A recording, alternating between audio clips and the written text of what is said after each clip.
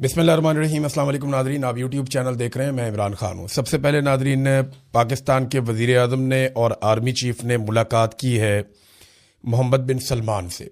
ये सऊदी वली अहद हैं और सऊदी अरब का इंतज़ाम इनके ज़ेर निगरानी है इस वक्त, और ये जंग का माहौल है। इसमें जो है वो ईरान के साथ पूरे खित्ते में एक कशीदगी जारी है। आबनाए हुर्मुज़ ईरान ने बंद किया हुआ है। अमेरिका और इसराइल ने इस लड़ाई का आगाज़ किया था। अरब ममालिक ने इसकी मुखालफत की थी, लेकिन जवाब में ईरान ने अरब ममालिक में मौजूद अमेरिकन एसेट्स के ऊपर अटैक कर दिया, जिससे अरब ममालिक को भी नुकसान हुआ और अमेरिका को तो बहुत भारी नुकसान हुआ, उसकी क्रेडिबिलिटी भी गई। अब ऐसी सूरत हाल में सऊदी अरब के साथ पाकिस्तान का एक दिफाई मुआहदा है, और ये मुआहदा पाकिस्तान की उस हुकूमत ने किया जिसके पास अवाम का मैंडेट नहीं है, और ना ही इस मुआहदे से पहले पार्लियामेंट को एतमाद में लिया गया। यानी अवामी नुमाइंदों के साथ कोई डिस्कशन नहीं हुई और कोई फैसले नहीं हुए। ये यकतरफा तौर पे आसिम मुनीर और शहबाज शरीफ साहब ने फैसला कर लिया। अब सऊदी अरब के साथ पाकिस्तानियों के शानदार ताल्लुकात हैं। पाकिस्तानी सऊदी अरब से बहुत प्यार करते हैं, लेकिन पाकिस्तानी ईरान से भी प्यार करते हैं, और पाकिस्तानी इन दोनों के बीच में लड़ाई चाहते ही नहीं है।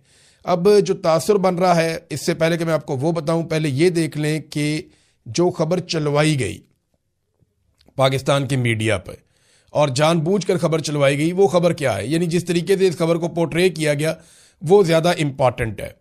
यानी ये जो सिक्योरिटी ज़राए हैं या पाकिस्तान की एस्टेब्लिशमेंट है, उन्होंने कुछ तस्वीर को लेकर कुछ खबर जारी की है मीडिया को कि आप इसको फैलाएं सोशल मीडिया पे और मीडिया पे, कि आसिम मुनीर साहब वहाँ क्या कर रहे थे। शहबाज शरीफ तो ना 3 में ना 13 में, तो शहबाज शरीफ मोहम्मद बिन सलमान के साथ बैठे थे। आसिम मुनीर को लंबे अरसे के बाद मोहम्मद बिन सलमान से मिलने का मौका मिल गया। तो जो टॉप ब्रेकिंग चलाई जा रही है वो ये है कि वज़ीर आज़म पाकिस्तान और फील्ड मार्शल सैयद आसिम मुनीर और चीफ ऑफ डिफेंस फोर्सेस भी वही हैं, फील्ड मार्शल भी वही हैं, सऊदी वली अहद से उनकी मुलाकात हुई है। और ये जो गुज़िश्ता रोज़ मुलाकात हुई है, इसके हवाले से कुछ तस्वीर जारी की गई हैं। फील्ड मार्शल आसिम मुनीर को अफवाज पाकिस्तान के कॉम्बैट ड्रेस, यानी जो लिबास उन्होंने ज़ेब तन किया हुआ था, वो जंगी लिबास है, उसमें देखा गया, जो इंतहाई गैर मामूली अहमियत का हामिल है। ये जुमले याद रखिएगा, ये फ़ौज के बनाए हुए जुमले हैं, क्योंकि मैं उनके सिस्टम को समझता हूँ। अब बेशुमार प्रेस रिलीज आती थी तो ये उस तरह का है। इसका ये जो सहाफ़ी, जो लोग ये ट्वीट कर रहे हैं, ये उनकी काबिलियत नहीं है या उनका अंदाज भी नहीं है। तो उसमें यह कि अमूमी तौर पर बैरूनी दौरों के दौरान सिपा सालार जो है वो सेरेमोनियल लिबास ज़ेब तन करते हैं, यानी जो अमूमी एक लिबास होता है वो पहनते हैं। लेकिन इस मुलाकात के दौरान सिपा सालार ने कॉम्बैट ड्रेस में उनका मौजूद होना पाकिस्तान की अपने दरीना बरादर मुल्क सऊदी अरब के साथ मुकम्मल यकजहती का इजहार है, और दिफाई मुआहदे के तनाजुर में सऊदी अरब के दिफा के लिए कोई दकीका फरोगुजाश्त नहीं करेगा, यानी कोई कसर नहीं छोड़ेंगे। सऊदी अरब का दिफा हम करेंगे, पाकिस्तान इज़ रेडी। ये जो लिबास पहना आर्मी चीफ ने, ये उससे मतलब लिया जा रहा है, बल्कि मतलब बताया जा रहा है। ये सऊदी अरब के अंदर आर्मी चीफ ने जो लिबास पहना, इसके ऊपर मीडिया ने बात नहीं की, इसके ऊपर हमने बात नहीं की, इसके ऊपर किसी ने बात नहीं की। इसके ऊपर पाकिस्तान की सिक्योरिटी फोर्सेस ने कहा, ज़राए के हवाले से उन्होंने ये खबर पहुंचाई हर तरफ कि आप इस लिबास को डिस्कस करें और ये बताएं सबको कि हम जंग के लिए तैयार हैं और ये लिबास इसलिए पहना है। अब सवाल ये पैदा होता है कि पाकिस्तान सऊदी अरब की तरफ से जंग लड़ेगा, ये तो जंगी तैयारी था, वी आर रेडी लिखा हुआ आ गया, तो किसके साथ लड़ेगा? क्या पाकिस्तान इसराइल के साथ एक लड़ाई लड़ने जा रहा है, या पाकिस्तान ईरान के साथ एक लड़ाई लड़ने जा रहा है? सबसे बड़ा सवाल तो ये है ना। सऊदी अरब को इस वक्त जो प्रॉब्लम हो सकता है, अमेरिका के साथ तो नहीं है। उनको, अमेरिकन को तो उन्होंने अड्डे दिए हुए थे। ना सऊदी अरब की लड़ाई यूएई के साथ हो रही है, ना फ्रांस के साथ हो रही है, ना इंडिया के साथ हो रही है, ना अफगानिस्तान के साथ हो रही है। सऊदी अरब इनमें से किसी से नहीं लड़ रहा। सऊदी अरब का इस वक्त जो मसला है, एक तो इसराइल के साथ है और दूसरा मसला उनका ईरान के साथ है। तो पाकिस्तान इन दोनों में से किसके साथ लड़ने जा रहा है? इसराइल के साथ तो पाकिस्तान वर्किंग रिलेशन बना चुका है बोर्ड ऑफ पीस में, और इस वक्त ऐसा दिखाई नहीं देता कि पाकिस्तान इसराइल के साथ लड़ने जा रहा है, क्योंकि अगर पाकिस्तान इसराइल के साथ लड़ने जाएगा तो फिर अमेरिका के साथ भी लड़ना पड़ेगा। अमेरिका इसराइल को प्रोटेक्ट करेगा। डोनाल्ड ट्रंप कई मरतबा कह चुके हैं कि वो इसराइल को हर हाल में तहफ़्फ़ुज़ फराहम करेंगे। तो ये तो खाना खाली हो गया कि पाकिस्तान इसराइल के साथ लड़ने जा रहा है। तो फिर क्या पाकिस्तान ईरान के साथ लड़ेगा? लड़ेगा तो कैसे लड़ेगा? दो चीज़ें हो सकती हैं ना, या तो एक डेटरेंस कायम की जाएगी कि जनाब हम यहाँ पे आ गए अब सऊदी अरब पे किसी ने अगर बम मारा तो हम उसका जवाब देंगे, या तो ये एक डेटरेंस कायम की जाएगी, जनाब हम यहाँ पे आ गए हैं, आप नए हुरमस को हम खुलवाएंगे, हमारी बैरिया भी आ गई है, हमारी एयरफोर्स भी आ गई है। तो ये तो ईरान के साथ बराह रास्त जंग में जाने वाली बात है।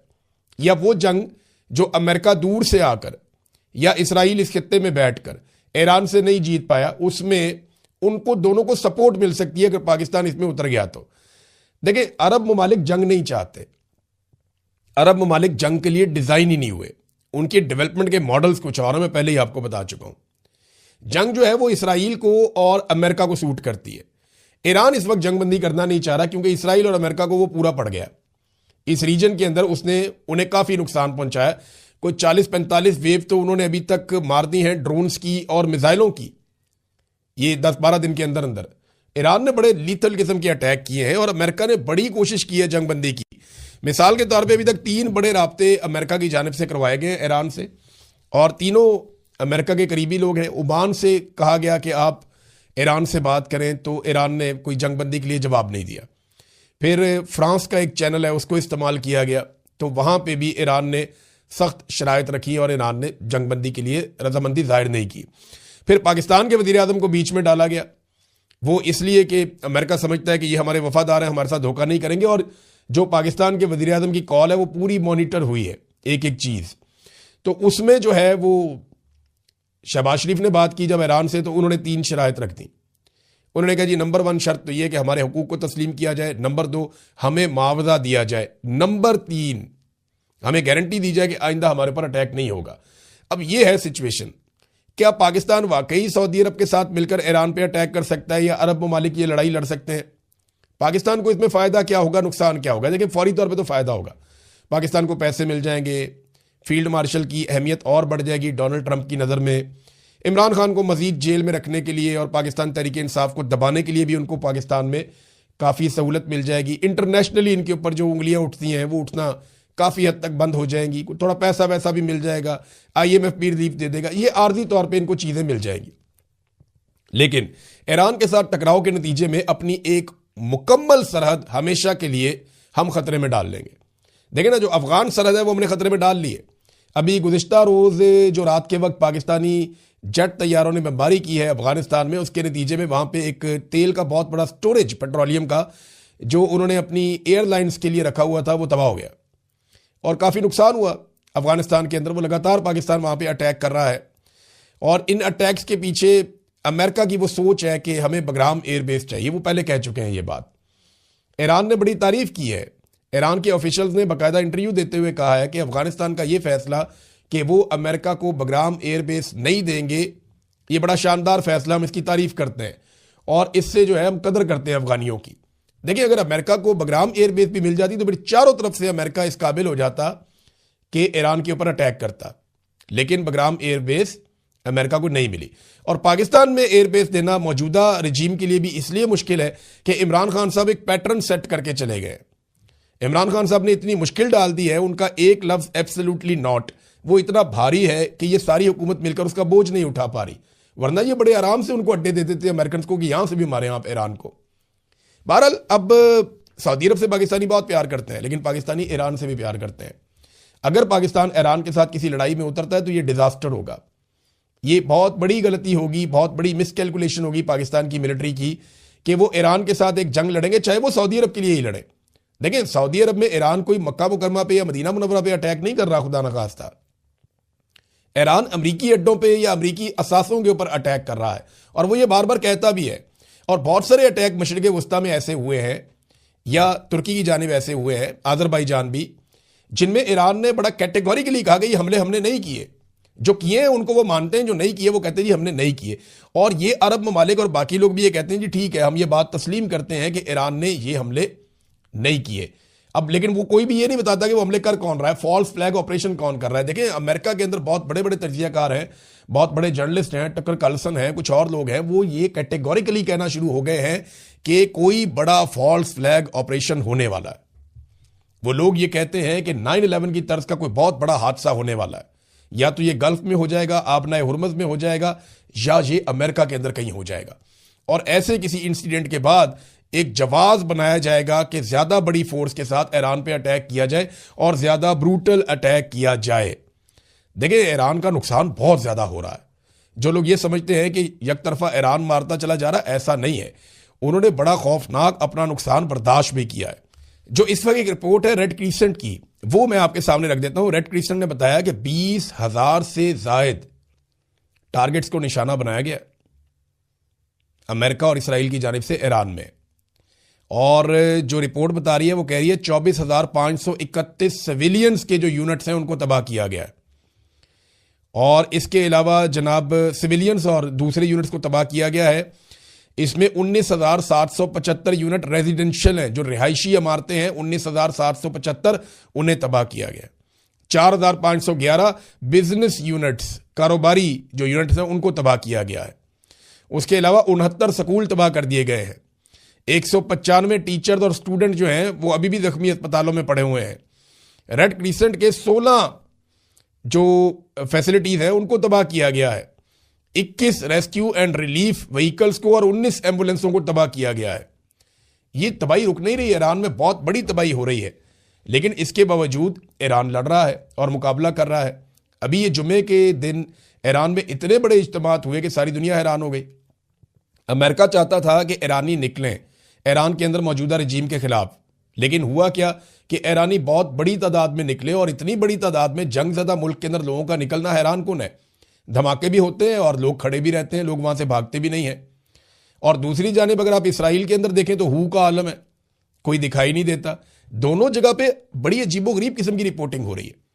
ईरान के अंदर ज्यादा हमले हो रहे हैं, ज्यादा तबाही हो रही है, ज्यादा लोग मारे जा रहे हैं, ज्यादा बम गिर रहे हैं। इसके बावजूद लोग सड़कों पे बहुत बड़ी तादाद में लोग अपनी हुकूमत के साथ, अपने रजीम के साथ खड़े हैं। जबकि यही चीज जब इससे बहुत कम शिद्दत के साथ इसराइल में हो रही है तो हू का आलम है। लोग नीचे बेसमेंट्स के अंदर घुसे हुए हैं, लोग जो है वो सुरंगों के अंदर घुसे हुए हैं। तो बड़ी अजीब सूरत हाल है। दोनों जगह पे सिचुएशन बिल्कुल अलग है। डोनाल्ड ट्रंप ने G7 ममालिक के जो सरबराहान है उनसे गुफ्तगू की है और ये एक कॉन्फ्रेंस हुई है उनकी ऑनलाइन।